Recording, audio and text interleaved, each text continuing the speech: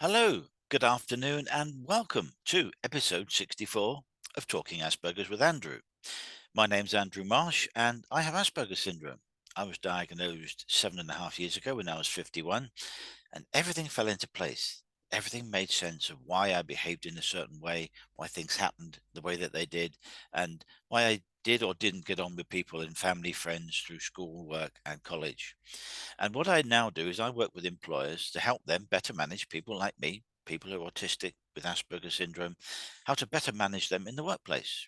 So each week I cover a specific topic, and today we're going to talk about self advocacy. And you might be thinking, what does that mean? Well, it really means what you as an individual, an autistic individual, or someone with Asperger's syndrome, can do in the workplace to help themselves. Yes, it's right and proper that the employer understands your needs and your characteristics, and what reasonable adjustments they can make to make your life at work comfortable and efficient and profitable. And just admitting someone in there, so we'll just pause for a moment while we admit a new guest. Hello there. Hi, Joseph. Can you hear Hey me? Andrew, how are you doing? I'm well, thank you. How are you?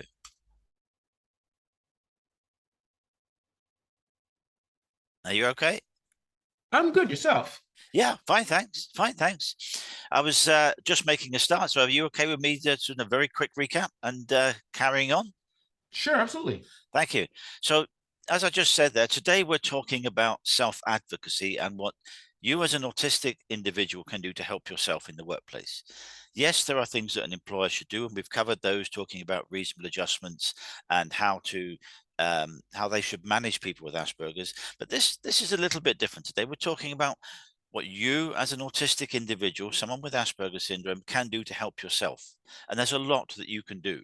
We can't just all say, oh, it's my work's fault, it's my boss's fault.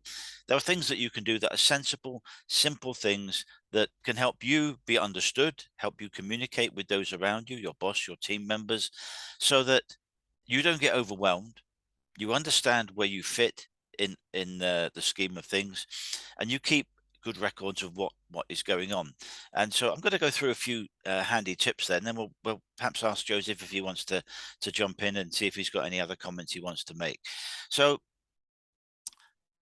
as someone with Asperger's, I'm a list kind of guy.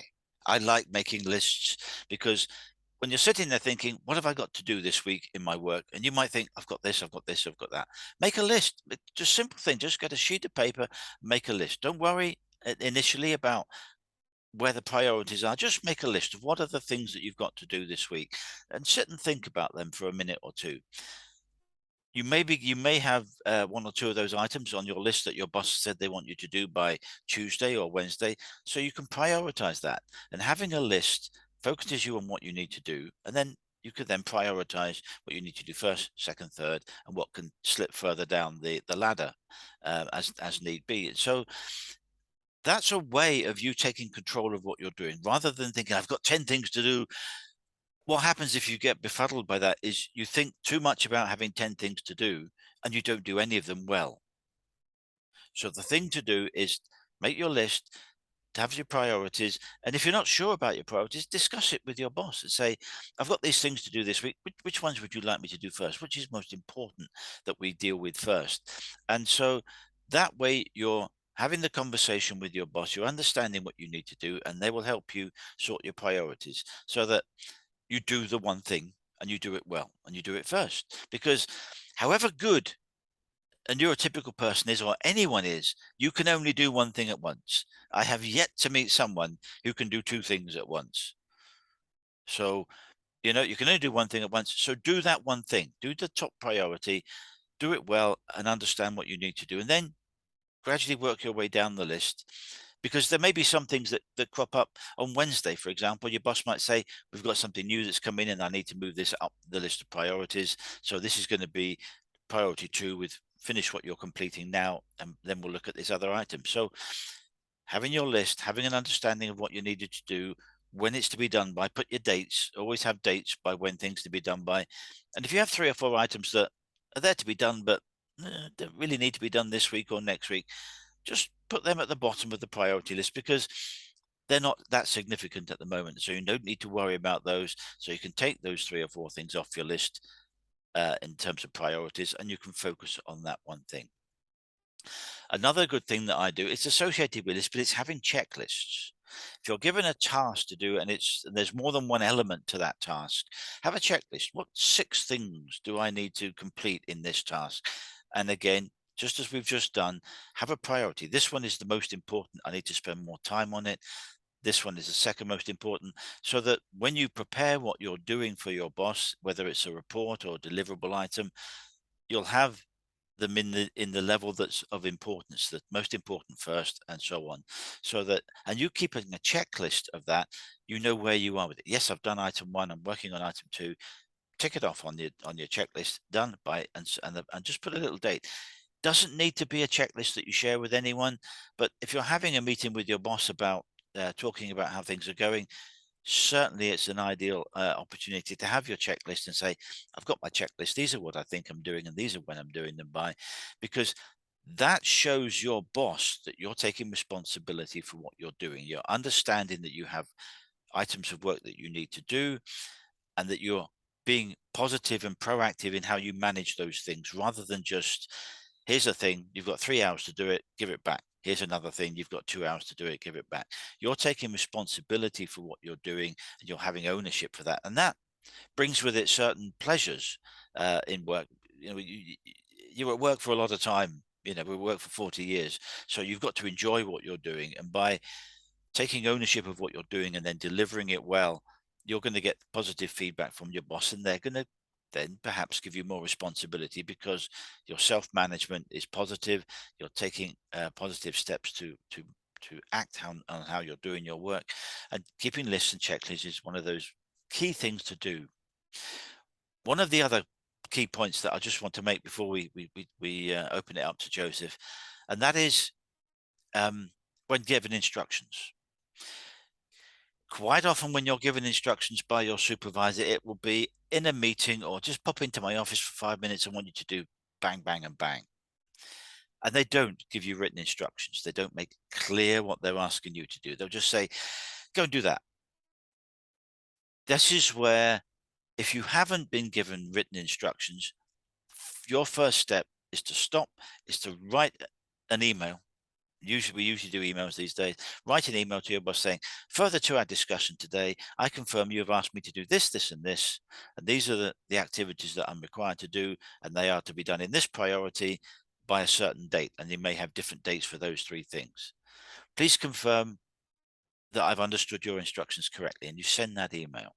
What that does, it does exactly what we've just done by showing that you're taking responsibility for what you're doing, but it's also making your boss aware that that's your understanding of what he's asked you to do. And it might turn around and say, oh no, that's not what I meant. And so he either sends back another email, or you have another discussion and you clarify what is done, because what that means is that short interaction and that confirmation means you're starting off knowing where you're going.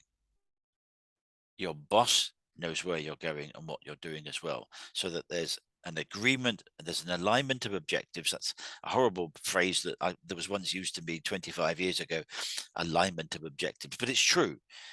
If your boss knows what you're doing, you know what you're doing, and you're both in agreement with that, you're happy together knowing that this piece of work that you're asked to do is the right thing to be doing at this moment in time, and you're doing it and you're going about it in the way that you've set out from your email when you confirm back.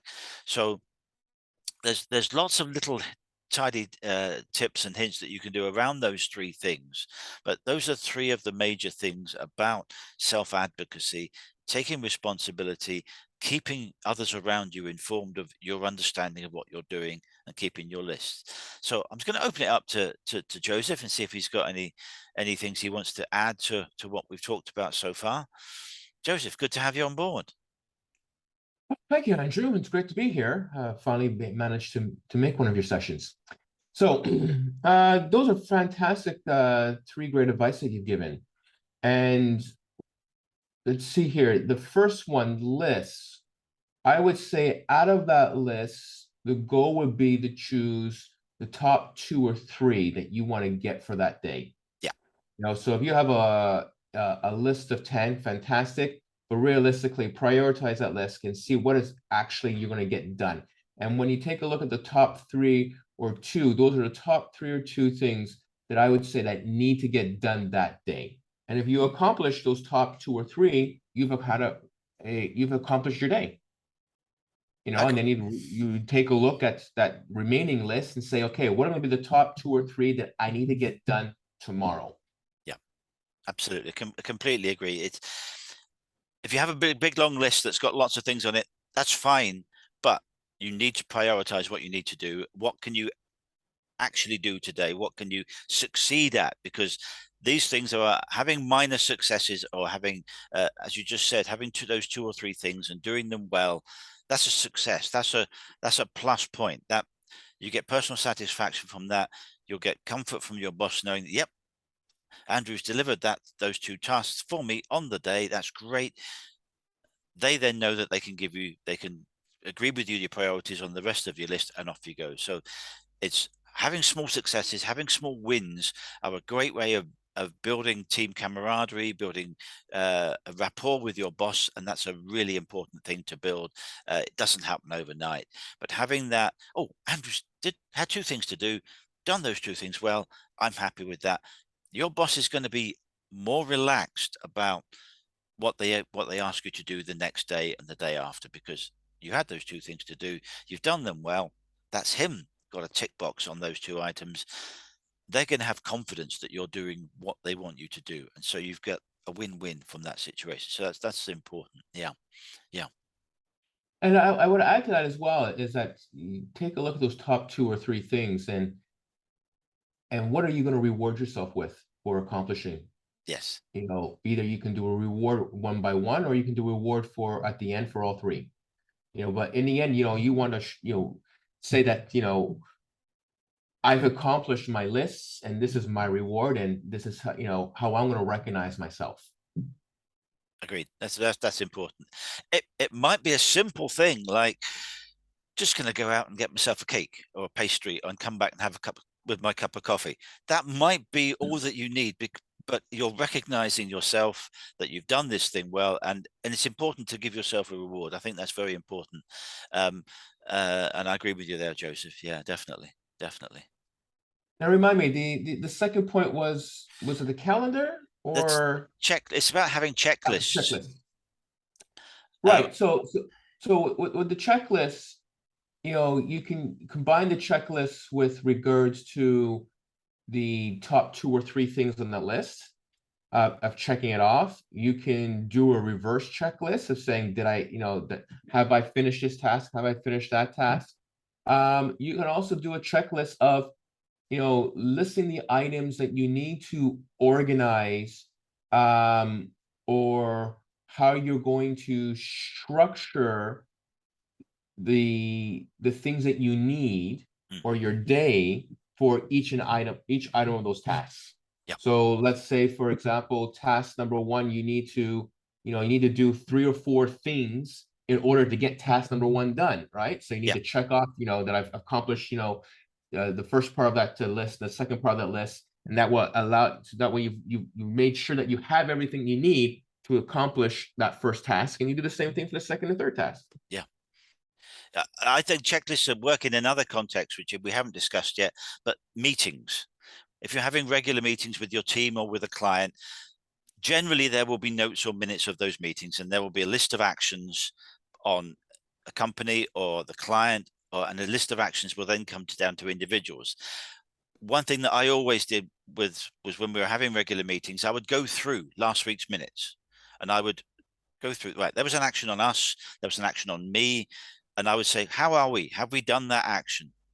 Is that action complete, or are we waiting on information, or have we just not done it yet because we had a higher priority action? So checklists are a really good way of keeping active control of progress on a longer term project by by actually physically writing down, yes, we had that item that was an action from last week's meeting, that was an action, on me, that was an action on us. And so that way you're keeping tabs, you're keeping control on how a project is developing, and particularly if you have people from other departments involved. I used to work as a geologist, and so we would have civil engineers, we'd have structural engineers, we'd have drainage people, we'd have a lot of different disciplines all involved in the same project. And having control of meetings and being able to um, control your checklist and what happened in the meetings and what went through last week, because what generally was happen in a meeting at the first part of the meeting is, are there any apologies for someone, people being absent for various reasons? Then the first real item on the agenda is actions from last week. So the person controlling the meeting, who's running the meeting, will go down the list of actions. If you're sitting there and there was actions on your company or there was actions on you and you don't know where your status is, it's not going to look good for you and it's not going to look good for your company. So keeping up to date with that on a daily or weekly basis. Have we done that action? Have we completed that task? It may be that you can't complete a task because there's another action on someone else that has to do something first. Well, have you chased them? Have you checked? Have you said, excuse me, I need you to finish your task so that I can do my task in time for next week's meeting? So how those things relate to interdepartmental teams and other teams is really important. And having control of your own actions and activities is really important, because again, it shows your responsibility and it keeps everything in order and up to speed. And these are important things to do when dealing with meetings, particularly regular meetings on the course of a bigger project. Some of the projects I worked on were a year or 2 years. So having weekly or monthly meetings became an event in themselves. And so it's really important to keep control of actions and activities and what was done and how everything interrelated to other parts of the project. Did you? Fantastic. Go ahead, Andrew. No, I Sorry. was going to say, did you have any other experience of those sorts of things? Yeah, well, I'm just thinking about the last tip that you gave, and if I can add on to that, is the managers calling into the office, they already know what needs to get done. They have a clear perspective of what needs to be fired off and what your responsibilities are. So obviously you're walking in not knowing, you may have an idea, but you're not fully knowing what they're going to be firing off. So the first suggestion is, if you can, record what you're hearing, Yeah. because you may not get all the information. All right. And then you can use that to revert back to when you're either A, writing that confirmation email, Yeah. or B, firing away and doing the tasks that they've given you. The second option to that as well is take active notes. Yes. So try to take notes during that meeting. Yeah. And that's important too, because one, that will slow you down to pay attention, because you might have a wandering mind where you're trying to focus on other things or be distracted by other sounds that's going on. So that will force you to concentrate, to listen to what you're hearing. Two, that will also get you to ask questions then and there to clarify as you're writing. And then three, hopefully, it's not always the case, but hopefully it will slow the manager down in knowing that you're taking notes. And before moving on to the second or third point, they're waiting you to finish and writing the notes for that particular first point or second point, depending on the duration that you're at. Yeah. And I say it may not happen because, as I said at the beginning, the manager already knows what it is. So they're just firing off, thinking that you are as quickly at adapting and listening to what they already have in their head. And because they're already, firing it off and really thinking about something else. So they're fast thinkers, and they're not thinking that you need time to process and that you need time to be able to make notes and follow along. So at that point, either A, that gives you the opportunity to slow them down and point out that you need to finish off that note and also go back and recap and ask questions, or not. And if not, as Andrew suggested, you have what you notes what they are, you go back and you send off an email, just saying, just to clarify before I get started, this is what I have on my notes. Is this correct? Yeah, I think that's a very good point in um, asking questions and slowing down, just because you're absolutely right. They know what they're going to ask you, so I won't say they're being blasé about it, but they're very relaxed about it. And whereas this is new to me, not sure what's going to come through me at this meeting, so they're going to be quite confident, knowing what they're going to say, what's going to happen. You're getting all this new, so absolutely right. Asking questions and making notes, just to slow them down so that you get a full understanding is really important. And I like the idea of recording it. That's a good one, Joseph. Yeah, yeah. Thanks. One of the other points I was going to mention is time. Time is an important factor in when we do things for a boss, whether they want something done within the hour, by the end of the day, by the end of the week. So on the construction projects I used to work on, we would have an overall program, and these for projects that were a year or two long, the program was very long and very complicated, but it doesn't need to be. What you need to do is you need to set out clear dates. So say, as we talked earlier, you have the 2 or 3 items on your list. Make a note of when they need to be done by. You know, is there an interaction you need to have with someone else to get information from them before you can action that point? And in which case, schedule your meeting or your conversation with that person early on so that you can fit that into your program and know that you've still got 2 days or 3 days left in the week to be able to do that activity and complete it on time. So it's really important to keep um, a running program going of how you're doing. You know, if you've got a program that is a week's worth of work and it's Wednesday morning and you're 20% of the way through, you might be behind program by a day, because if you chase each day up as 20% of the week, so if you're sitting on Wednesday morning and you're only 20% through, you might be a little bit behind program. That might or might not be a problem depending on how quickly you can do the other activities, but might be a flag to say to your boss, actually, I'm getting stuck behind because I need some information from someone else and they're not forthcoming with that. Can you help by prompting them? And so that's where you may need an interaction with your boss to nudge someone who needs to give you information. Or you might be sitting there on Wednesday morning and you're 60% of the task through. So you might be a day ahead. That's good. That's good. But that might mean that potentially you might be rushing things and not paying attention to all of the activities that you need to do. So keeping a tab on where you are in terms of general percentages for a day and a week and a month are really good ways of keeping yourself up to date. And also when the boss, as they come around from time to, how are we getting on? Where are we sat this week? And if you could say, yeah, we're about 70% and we've got a day and a half left. Again, you're giving them confidence that you're roughly on program in terms of the hours that you have or the days that you have to do the work.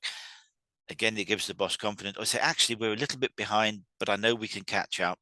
Or we're a little bit behind, and I'm really struggling with being able to meet the deadline because of a certain sticking point. Then you have that discussion. So being on top of your calendar, your diary, your program, call it what you will, is really important, because again, it shows that you're taking responsibility for what you're doing. And if you do realize that you are having time issues, you can flag that up to your boss before it becomes critical, and they can then assist you in making a decision. It may be that you're looking at something in too much detail, and that person can help you cut down the level of detail to a certain point, and then you can move on to the next activity. Or it may be that actually they want you to do that point in certain detail, but something that follows needn't be done in certain amount of detail, so your time's going to catch up with you then. So these are things to be aware of so that you can have the conversation with your supervisor, your manager, to keep them abreast of things and to help you out of a potential sticking problem if you think that you might be having a time issue. So being able to have the conversation if someone says to you, because in some of the work that I did, there were multiple layers of bosses. There would be your immediate boss. There could be someone who's overall project managing something who's in a different department completely, and you might only see them once or twice a month. But if you're bumping to them into a corridor, they might want to know, How are we getting on? What's our percentage? And if you've got that, yeah, we're on program. We're fine. That's all that boss, that person would need to know. But it's handy to be able to have that information to hand and know where you're sitting, so that if they do say, if you do meet someone at a different level in a different department, say, yep, we're on schedule, we're doing okay, thanks. Or conversely, actually, we've got a sticking point and I need to speak to my boss about it and maybe get you involved in that decision. So again, you're making the appropriate flag of an issue so that you can discuss it with the right people to resolve it. So being in control and being aware of time program and calendar is a really important thing. And I I still I still use one of these, a paper diary. I have an electronic diary, but I still use a paper diary because I can flick through this pretty quickly to find out what I did 3 weeks ago or what I've got coming up today, tomorrow, next week. I still use that because it works for me. If you're very efficient and very au fait with electronic diaries and calendars, absolutely fine. But for me, I like to be able to just quickly look at my diary, see what's going on, and because I get an immediate visual, and I'm a very visual person, so that's how it works for me.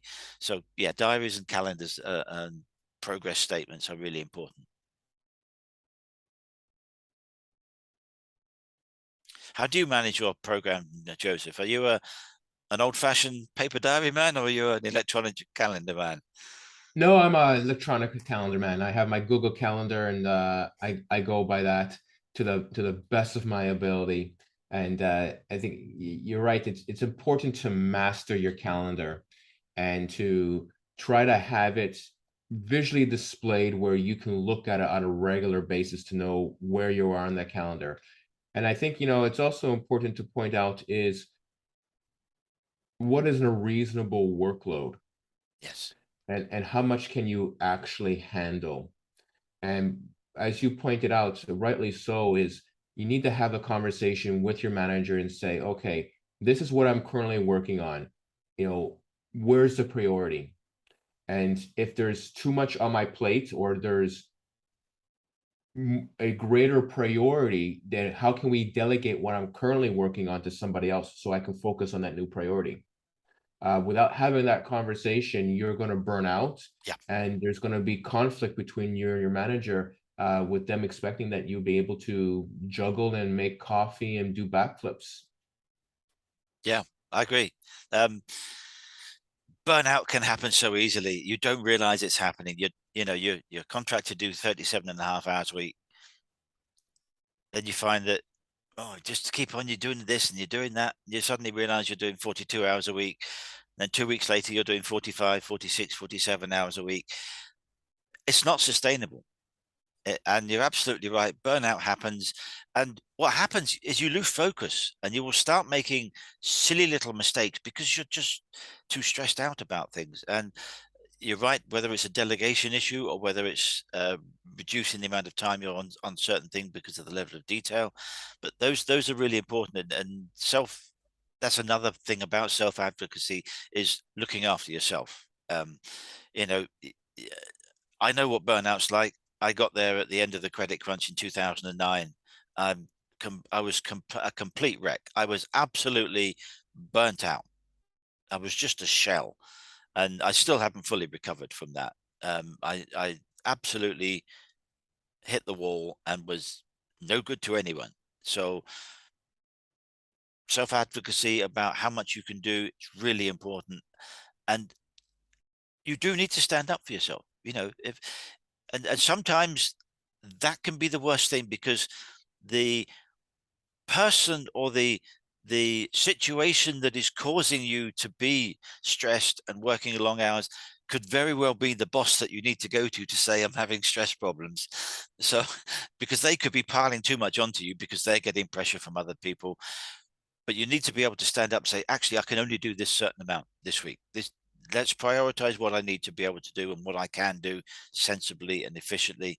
Otherwise, mistakes are going to be made, things are going to be missed, or I'm going to get to a burnout situation and then I'm going to be off work for a month, which doesn't help anyone. So the very person that you need to speak to about that could be the person that's causing you the difficulty. So this is where, if you've built the rapport up with your manager over time, and you've had the communication and you've confirmed, you keep confirming, doesn't matter, just keep confirming back to them what they've asked you to do.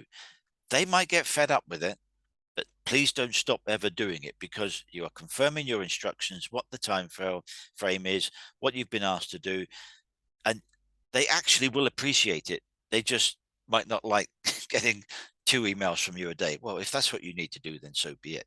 Because if there is a problem, you can say, I asked you in this email for confirmation. And that was 3 weeks ago. I haven't had a response. I assumed that what I'd said to you was okay because I've gone ahead and worked on it. They don't really have anywhere to go other than to say, well, maybe we've missed something and we might need to reschedule or remanage something. So as you say, making sure you don't get burnout is really important, because you're not much good to them if you are stressed out and burnt out. Yeah, yeah. Have you got any other? Well, one of the things I was going to say is keeping copies of important correspondence. I was always a one for keeping my own copy of significant correspondence. Yes, there will be a central file, and there should be somewhere where all emails go, and someone in admin, presumably someone in admin, is tasked with the responsibility of putting all those emails into the files. But if the emails that I've sent to my boss about confirming instructions and program and time and activities, I would always keep a copy at my desk, so that if they said, do you have that email you sent to me 3 weeks ago? Because I'm buried under stuff. You can lay your hands on it straight away, and you can discuss what you need to discuss. Again, it's keeping yourself covered for what you've been asked to do, and you're confirming back what you've been asked to do. Key correspondence on program, and if you're involved in keeping a control on costs, again, that's another significant issue that if you're managing budgets, then always keep a copy of the latest financial statements to hand at your desk, in your filing cabinets, so that if someone comes and says, how are we doing, where are we sitting, you can give them up-to-date information. So keeping track of those things is really important. So I always kept a copy of all the correspondence that was relating to significant issues at my desk. And it also, what it also did was, if the boss knew that 2 weeks ago there was an email or a letter came in from the client, and he can't find it in the central filing system for whatever reason, there's a chance that you might have it. And so, have you got that letter we got from the client on the 12th of January? Yeah, I've got it right here. Bam. That saved them an awful lot of hassle, and it shows you in good light because you're keeping control of what is going on within the project as a whole. So yeah, I always kept copies of correspondence that was significant. Not everything, because that's in the central file, but things of significance to do with instructions, to do with budgets, to do with program, I always kept a copy. Yeah, definitely, definitely, because there's always going to be a moment when someone needs something and no one can find it, because things will not find their way to a central filing system. Yeah, I've worked in multidisciplinary consulting engineers, and I have seen things that, that perhaps I shouldn't have seen, with information going astray. But yeah, that's another story. But keeping track of information is really important. And again, it's showing your responsibility to your team and to your boss that you are in control of what is going on around you and your environment, and how you relate to other team members and the project as a whole. So those are important things to consider. I think I could talk on for hours about all these sorts of things, because um, I've got lots of examples. But do you have anything else you wanted to add before we wrap up, Joseph? No, actually, Andrew, I'm quite good, and you gave away a lot of fantastic tips for everyone. Thank you. So today's topic was about self-advocacy, and that's you taking personal responsibility of your own little environment in work, confirming your instructions and things to your manager, But you don't need to have Asperger's or be autistic to do that. It's good practice for anyone in business to be sure of their own little bubble that they're working in. They're building that rapport with their teammates, building that rapport with their manager, keeping the communication lines open, and being diligent about confirming back the instructions. You've made a change to this activity, confirm it back with an email. This was when you said it. This is what you did. This is the impact it has. Because that change that the boss just made, almost out of hand, might knock you back 2 days. Now, it may be that on a bigger project, that 2 days can be absorbed in the overall program and you can catch up later on. But on a shorter timescale program, that 2 days might knock you into next week.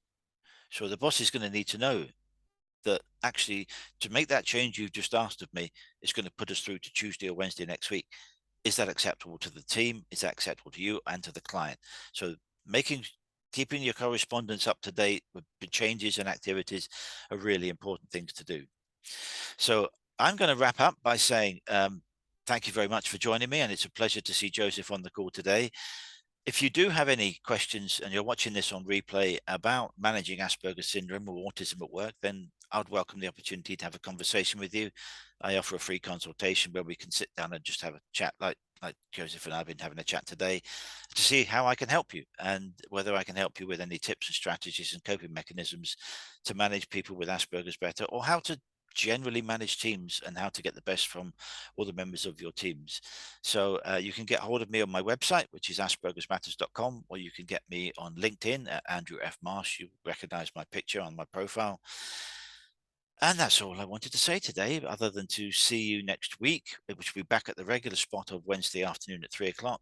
And tomorrow I will be posting what next week's topic will be about. So if Joseph has anything else he wanted to add where he can be reached, if anyone wanted to speak to Joseph. And no, nothing else to add. And thank you for giving me the opportunity to share my contact information. You can reach me at Joseph K Muscat, muscat.com, or on my LinkedIn profile. And I'd be more than happy to speak with you and give you a consultation as well. Excellent. Thank you, Joseph. So that's all for this week. I will look forward to seeing you next week. And if you are watching this on replay and have got any other questions that you want to have, then please feel free to get in touch. Until next week, take care and thank you.